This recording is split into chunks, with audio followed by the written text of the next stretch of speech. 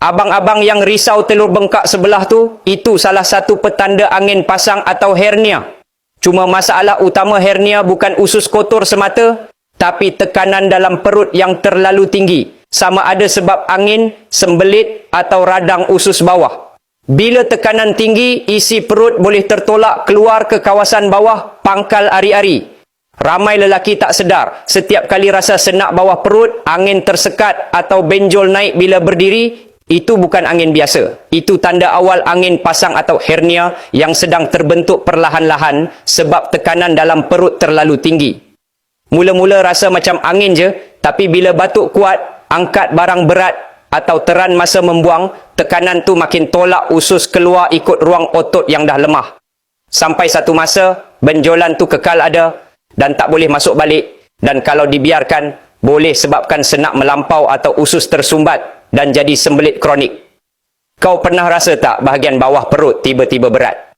Atau rasa macam tarik bila berdiri lama? Ramai sangka tu cuma angin atau urat. Padahal masa tu, otot dinding perut kau tengah menjerit sebab dah tak mampu tampung tekanan dari dalam. Masalah ni makin teruk bila kau banyak duduk lepas makan, kau selalu kembung dan sembelit dan kau stres. Sebab hormon stres, kortisol buat otot makin lemah. Itu sebab ramai lelaki umur 30-an ke atas mula kena angin pasang. Bukan sebab umur semata-mata, tapi sebab usus dan saraf kau dah lama tersumbat dari dalam. Kat sinilah lendir raja memainkan peranan. Bukan ubat segera, tapi ikhtiar dari akar punca dalaman. Herba ulmus rubra atai kayu lendir raja mengandungi lendir dan probiotik semula jadi yang bantu lindungi dinding usus dan redakan inflamasi. Bila tekanan angin dan gas dalam perut reda, tekanan intra-abdomen pun menurun. Hasilnya, dinding otot perut tak lagi tertekan, risiko angin pasang makin berkurang. Manakala herba ashwagandha pula bantu stabilkan saraf dan hormon stres. Bila saraf tenang, hormon seimbang dan otot tak tegang. Sistem perut dan pelvis jadi lebih kuat dan fleksibel.